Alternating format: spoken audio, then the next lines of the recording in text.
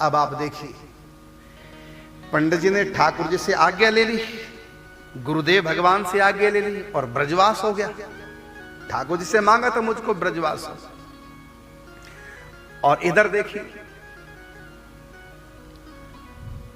मित्र वर्ग में वैद्य जी, पंडित श्री रामदत्त जी, उन्होंने अपने गुरुदेव भगवान की आज्ञा से लेकर के एक मकान खरीदा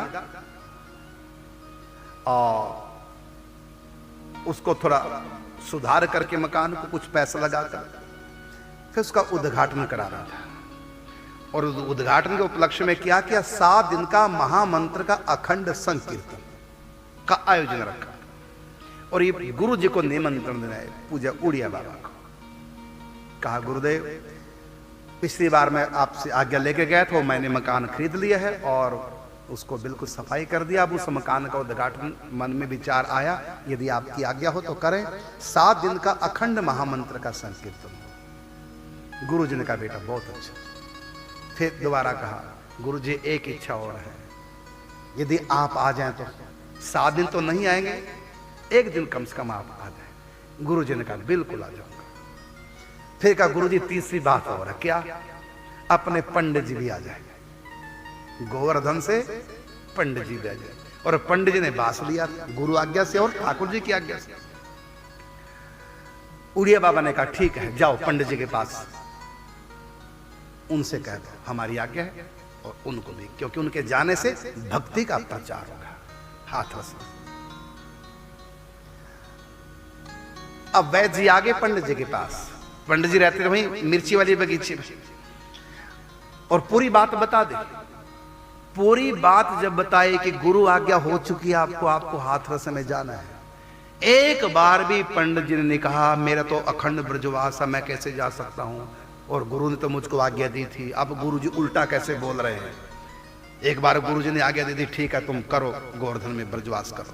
और अब खुद गुरु जी अपनी बात काट रहे हैं, उल्टा चल रहे हैं और कहते हैं जाओ ब्रज से बाहर।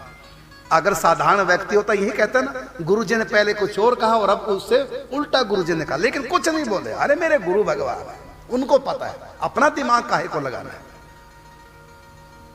गुरु में दोष देख सकते थे पंडित जी कि गुरु जी अपनी बात को काट रहे हैं। पहले का रोटी खाओ, फिर का क्यों खाई, ये उल्टा कैसे बोल रहे हैं। लेकिन नहीं, कोई अश्रद्धा नहीं। तो बाबा ने सुनते ही क्या कहा, पंडित जी ने सुनते ही कहा, हम पर तो गुरु भगवान का पूरा अधिकार है, चाहे जहां चाहे जहां भेज दे। और हां कर दी, एक बार भी कुछ सोचा विचारा नहीं। गुरुदेव की जैसी आज्ञा है, हम तो उनके हैं, चाहे जहां ले जाए। और ये उनको विश्वास था वैद्य जी को कि पंडित जी ना नहीं कर सकते, गुरु की बात में नहीं ना। और पैदल चले गए, 7 दिन कीर्तन पैदल। और एक दिन फिर पूज्य श्री उड़िया बाबा पहुंचे। अब बताइए, गुरु की बात बता रहा, भगवान हो चाहे ब्रजवास हो चाहे भगवान, सब 2 नंबर पे रखे हुए हैं और गुरु 1 नंबर। बताओ, ब्रजवास भी छोड़ दिया, पहुंच गए हाथरस, गुरु आ गया, पहुंच गए। और गुरु ने क्यों आज्ञा दी? क्योंकि गुरु तो साक्षात शिव स्वरूप होता है ना, कल्याण सबका चाहते हैं। कि पंडित जी का तो कल्याण हो ही गया, अब पंडित जी से हजारों का कल्याण होना है। अखंड कीर्तन में जाएंगे, भक्त हजारों जुड़ेंगे, सबका कल्याण होगा। यही संत का स्वभाव है। पहले पंडित जी को आज्ञा दी थी ब्रजवास की, किस लिए? कि पंडित जी का कल्याण हो। और अब ब्रजवास छुड़ा दिया कि और कितने लोग भटक रहे हैं, उनका कल्याण हो पंडित जी से। पंडित जी के माध्यम से साक्षात भगवान की कृपा का अवतरण होगा। ये तो गुरु को पता ना किसको क्या कहना। और शिष्य ने कुछ विचारने के पहुंच गए।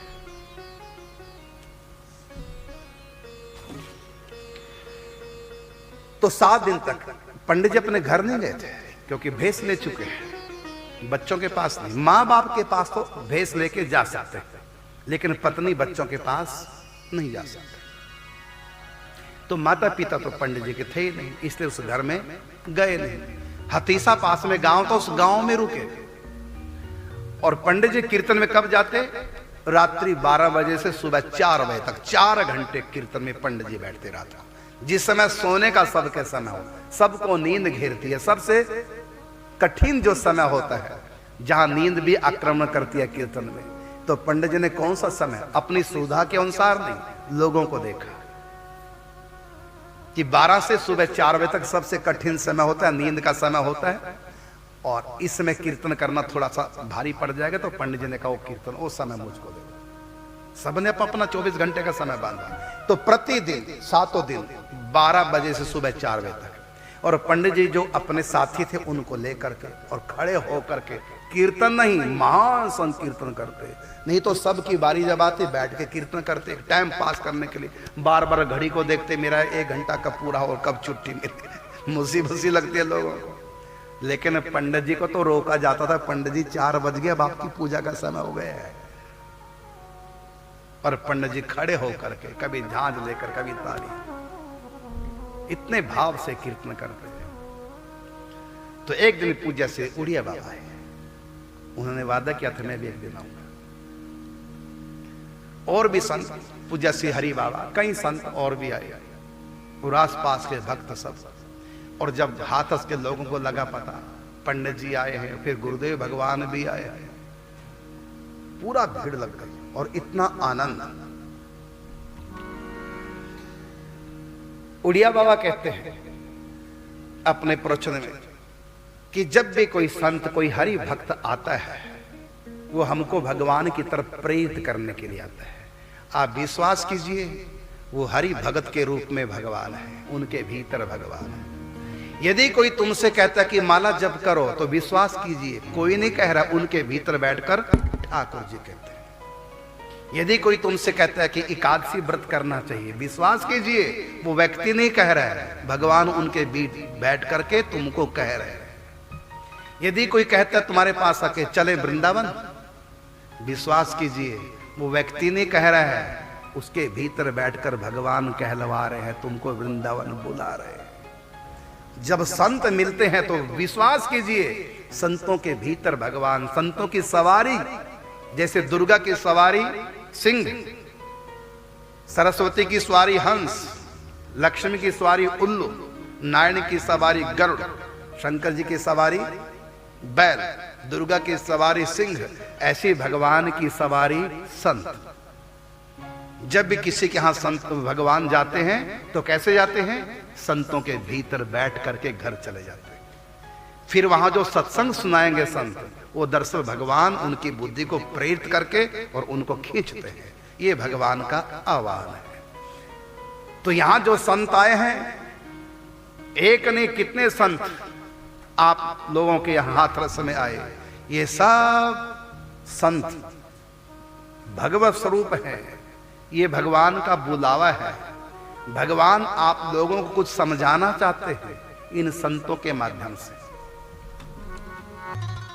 जीवन को कैसे जीना है, ये संत हमें क्या सिखाते हैं, इस पर पूज्य बाबा ने प्रकाश डाला और नाम संकीर्तन की महिमा का बखान किया। उसके बाद बाबा वापिस आ गए और 7 दिन के बाद पूज्य पंडित जी भी वापिस आ गए। देखिए, बाबा ने कहा कि ठीक है, पंडित जी को भी निमंत्रण दे आओ, और देने पहुंच गए वैद्य जी। उसके बाद भी डायरेक्ट नहीं गए हाथरस, वहां से पैदल चलकर वृंदावन आए, बाबा से आज्ञा ली। कोई भी बाबा नया काम करते, कुछ भी करते, पहले पैदल आते वृंदावन। और उड़िया बाबा का आश्रम यदि वहां से लगाए तो कम से कम 25 किलोमीटर होगा। 25 किलोमीटर पैदल आते, 25 किलोमीटर पैदल जाते, गर्मी का मौसम, सर्दी का और बरसात का, और नंगे पांव आते। छाता भी सर पे नहीं होता था, गर्मी हो, बरसात हो, धूप हो, ऐसे आते थे। इतनी कठिन तपस्या। उसके बाद फिर वापिस, जैसे कि आप जानते हैं कि प्रेम किशोर जी ठाकुर जी बनते थे, वो रास मंडली स्थगित कर दी, अब रास मंडली समाप्त हो गई। लेकिन पंडित जी का चाव रहता था, पंडित जी को भगवत प्रेम प्राप्ति के बाद यद्यपि बाबा की ऐसी स्थिति होगी जब भी याद करेंगे ठाकुर जी तब भी आ जाएंगे, लेकिन बाबा नहीं चाहते थे ठाकुर जी को बुलाना। ठीक है, लाला अपनी मर्जी से जब चाहे आ जाए, लेकिन बुलाना नहीं चाहते थे, क्योंकि इतने प्रेमिल स्वभाव बाबा को हो गया था कि मैं अभी बुलाऊंगा तो अब भी आ जाएंगे, क्यों बुलाऊंगा, वो जहां भी खेल रहे हैं उनको खेलने दो, विघ्न ना करो। कई बार कोई ब्रजवासी आते, बाबा आप लाला से प्रार्थना कर दो हमारे छोरा की नौकरी लग जाए, आप जरा ठाकुर जी कह दो। तो बाबा इतना सुनते रोने लग जाते थे, और उस सज्जन से कहा कि तुमको लाला हंसते खेलते अच्छा नहीं लगता, क्यों उनके खेल में विघ्न करते हो, भोग लेंगे हमारे भाग्य में जो सुख दुख लिखा है, लाला के साथ छेड़खानी क्यों, उनकी स्वतंत्रता प्रेम लीला कर रहे हैं, खेलने तो लाला को भाई, कुछ नहीं मांगते।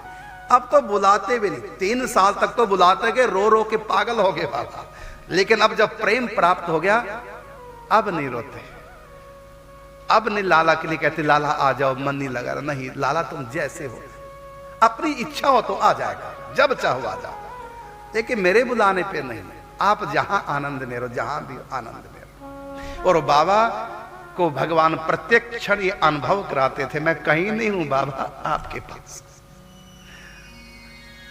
और मैं आपको देखता रहता हूं, मैं दूर नहीं। जब बाबा को लोगों को पता कि लाला अंतर्धान होकर कहीं नहीं जाता, मेरे पास ही घूमता रहता है, तो बाबा उस समय बाबा की भाषा बदली। पहले बाबा किसी को भी सत्संग सुनाते, कुछ बताते तो क्या कहते, भगवान में मन लगा, वो भगवान सबको देख रहा है, उस भगवान को रिझाओ, इस प्रकार के सब जैसे दूर है भगवान। लेकिन जब बाबा को लगा पता कि लाला मुझको छोड़ के जाते ही नहीं, तो क्या कहने लगे, इनमें मन लगा, ये सब देख रहे हैं, इनको सब पता है, अब उनको की जगह ले लिया, इनको वो की जगह है, वो आ गया ये, बाबा की भाषा बदल गई। लेकिन फिर भी बाबा चाहते थे कि लाला जब तुम्हारा मन तब प्रकट होना, जो तुम मुझसे चाहते हो बता दो, क्या खाना है, क्या खिलौना चाहिए, कहीं जाना चाहते हो, मुझसे बात करना चाहो, तुम्हारा मन हो तब।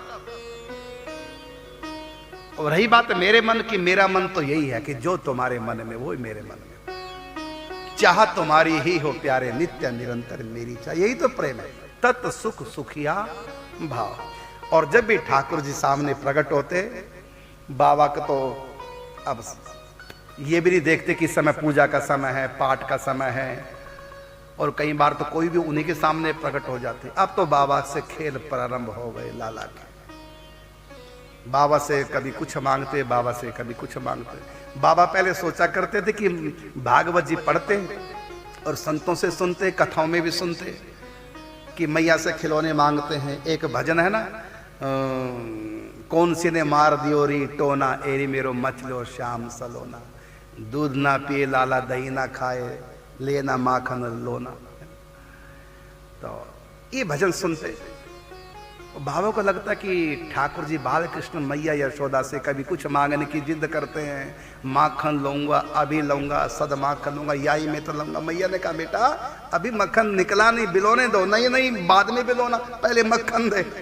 अरे लाला मक्खन निकला नहीं, अच्छा मक्खन अभी चाहिए ना, कल वाला रखा। नहीं नहीं कल वाला नहीं, अभी वाला लेना। अच्छा दूसरी मटके से लाती हूँ, ना ना याई में ते लेनो, याई में थे। मैया ने कहा मेरे बाप इसमें अभी निकला नहीं है माखन, नहीं याई में ते दे, याई में ते दे, अब वो दे। ऐसे जिद करते, नहीं तो मैं रूठ जाऊंगा। फिर क्या होगा तू रूठ गया तो? मैं लौट जाऊंगा धरती में, पूरे में धूल धूल लगा लूंगा, फिर मेरा नपूते क्या बिगड़े गंदा तू ही होगा। कहता फिर नहलाना तुमको पड़ेगा। और एक दिन बोले मैया माखन दे, नहीं तो मैं रूठ जाऊंगा। क्या कर लेगा रूठ के? मैं फिर ब्याह नहीं करवाऊंगा, मैं बहू लेके नहीं आऊंगा तुम्हारे लिए। तो ऐसी ऐसी बातें बाल लीलाएं। और जहां भी पंडित जी कथा सुनने जाते तो सबको पता पंडित जी भगवान को पुत्र मानते हैं, तो कथावाचक भी वही बाल लीलाएं सुनाने में ज्यादा उनको रुचता था कि पंडित जी बैठे तो बाल लीलाएं शुरू करते। तो पंडित जी के मन में आता है कि देखो ठाकुर जी मैया यशोदा को तंग करते हैं और कभी कुछ मांगते हैं, कभी कुछ मांगते हैं। कभी वो दिन आएगा जब मुझसे भी ऐसी जिद करेंगे, ये चाहिए वो चाहिए। अब वो समय आ गया। एक बार बाबा के पास मिर्ची वाली बगीचे में आकर के किसी सज्जन ने कहा कि बाबा, आपके जो लाला प्रेम किशोर जो ठाकुर जी बनते, अब तो ठाकुर जी बनते नहीं हैं। ऐसे ही चटकीले मटकीले सुंदर भोरे भारे गोल मोटोल एक ठाकुर जी और है। उनकी रास आजकल हो रही है कलाधारी की बगीची वृंदावन में। पंडित जी ने कहा, कौन है वो ठाकुर जी? कहते हैं अपने कमाई वाले जो मेघ श्याम जी हैं, उनकी रास मंडली में उन्हीं के पुत्र हैं श्री राम स्वरूप शर्मा जी, वही अपने बड़े ठाकुर जी। उस समय उनकी 11 साल की उम्र थी। बड़े सुंदर ठाकुर जी, बड़े सुंदर नयन नक्शक ठाकुर जी के, और बालक भी बिल्कुल, जब वो भेष में नहीं होता, स्वरूप में नहीं होता, तब भी इतना सुंदर है बालक, और बहुत शर्मिला, और बिल्कुल आपके ठाकुर जी जैसा है। तो पंडित जी को चटपटी हुई कि मैं जाकर मिलता हूं ठाकुर जी से। और आए, पहले अपने गुरुदेव भगवान के पास, उनसे आज्ञा ली कि कलाधारी बगीचे में रास हो रहा है, हमारे करेला के कोई हैं मेघ श्याम जी, उनके पुत्र रामसूर शर्मा है और ठाकुर जी बनते हैं, बड़े अच्छा उनकी लीला करते हैं, बाल लीला है, तो आपकी आज्ञा तो मैं दर्शन करने चले जाऊं। गुरु जी ने कहा, बेटा बिल्कुल जाओ। तो आगे कलाधारी बगीचे में, और जब पहली बार दर्शन किए पंडित जी ने, श्री राम स्वरूप जी की आयु उस समय 11 साल के ठाकुर जी बने और मंच पर आए। तो मैंने बताया कि श्री लाली शरण जी की लीला तो स्थगित हो गई थी, तो उनकी लीला में जो यशोदा बनते थे याद राम जी, वो इनकी मेघ श्याम जी की लीला में सम्मिलित हो चुके थे। तो याद राम जी ने देखा पंडित जी आए, और उनको पता ठाकुर जी के बड़े दीवाने, और ये भी पता कि जिस लीला में मैं पहले काम करता था उसमें प्रेम किशोर ठाकुर जी बने, उनमें ठाकुर जी का आवेश आ गया इन पंडित जी की भावना के कारण से। तो उस बालक से बोले जो कृष्ण मतलब भी स्वरूप में थे, कहा देखा वो पंडित जी जो बैठे, याद राम जी ने कहा, उनकी मंडली में सम्मिलित हो गए थे। तो ठाकुर जी से बोले वो जो पंडित जी बैठे लीला के बड़े रसिक है, बड़े दीवाने हैं, आप लीला के बाद पंडित जी से जरूर मिलना, ये ना हो कि पंडित जी चले जाए, जरूर मिलना। अब लीला पूर्ण हुई और फटाफट श्री राम स्वरूप जी भीतर के श्रृंगार अपना बढ़ाया, और याद राम जी कहने पर तब तक पंडित जी गए नहीं थे कि मैं मिलता हूं पंडित जी से।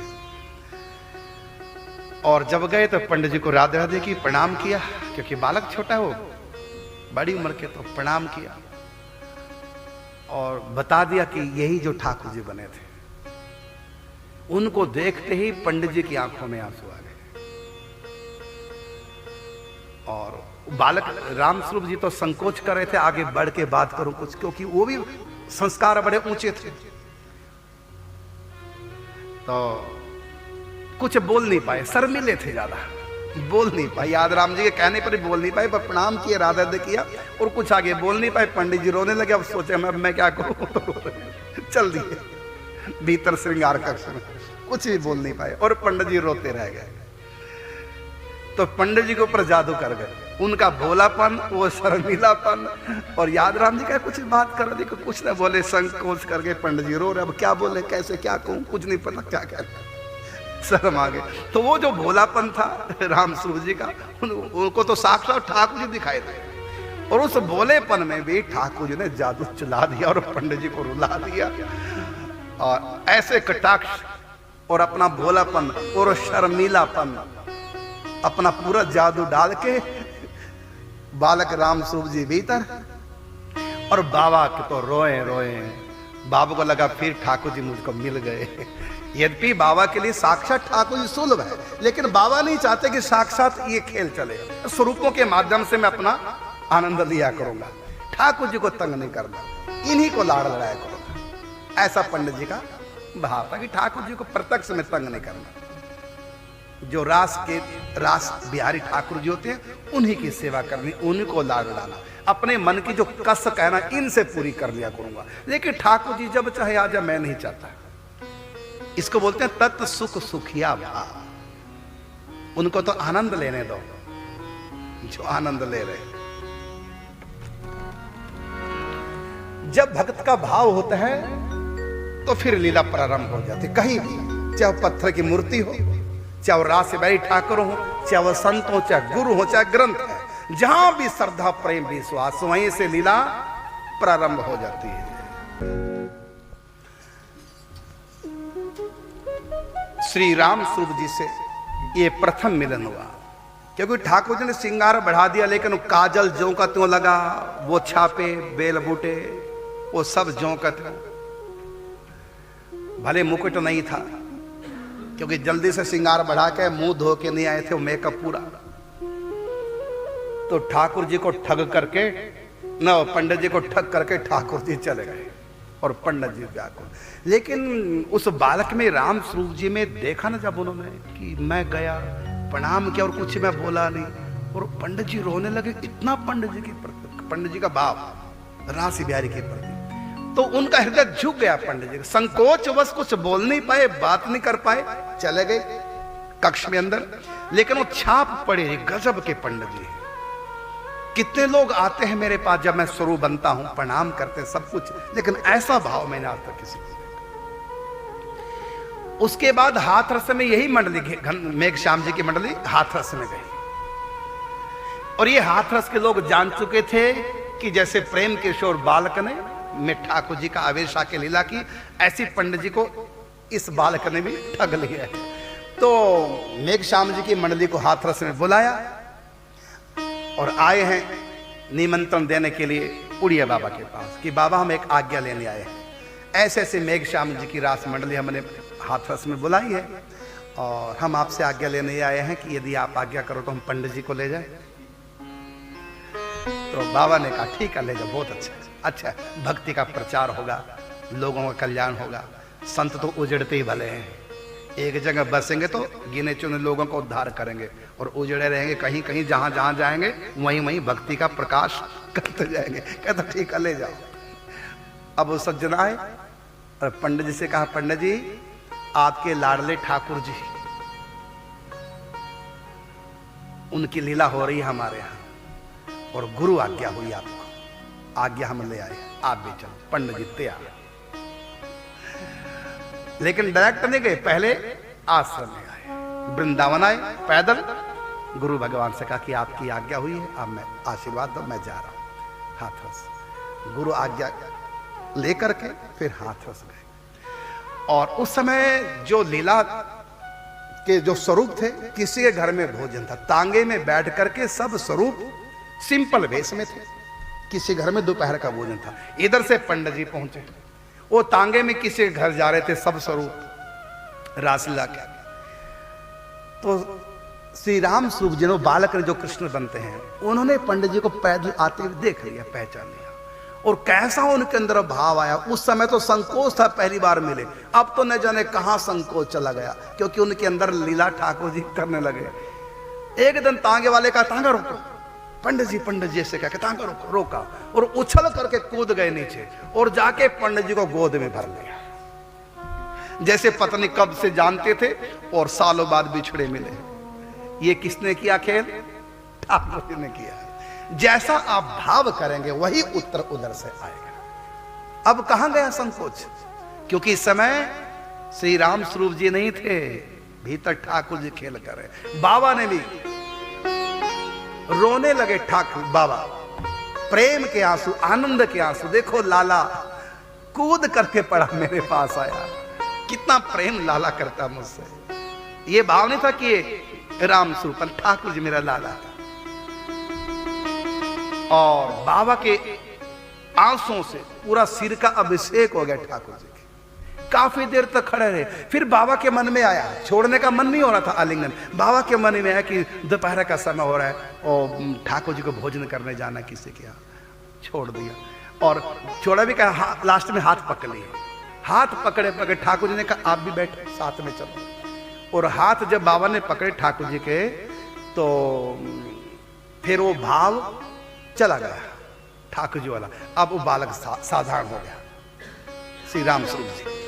अब हाथ जो को तो पकड़ रखे बाबा ने। अब श्री राम स्वरूप जी बोले बाबा से कि बाबा आपने हाथ पकड़े मेरे, अब इनको छोड़ना नहीं, मुझको जीवन भर छोड़ना नहीं, आपने पकड़ा मुझको।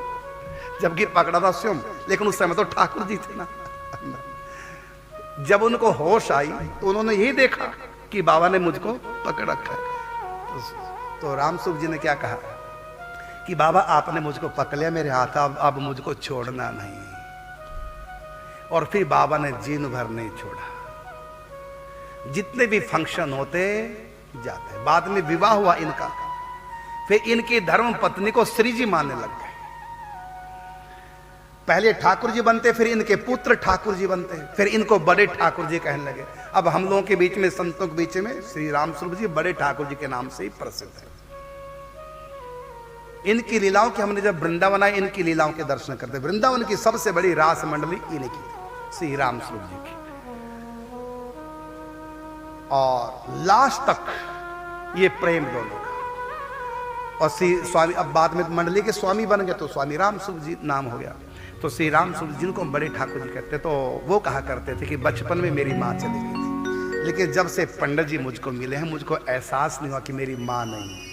मुझको पूरा लाड़ प्यार दुलार पंडित जी का मिला है। और पंडित जी पुत्र मानते थे, मतलब लाला श्री कृष्ण उनके पुत्र। और उड़िया बाबा भी श्री राम स्वरूप जी के बारे में क्या कहा करते थे, ये पंडित जी के लाडले ठाकुर, ऐसे बोला करते, पंडित जी के लाडले ठाकुर। और पंडित जी के लाडले हो गए जीवन भर के लिए।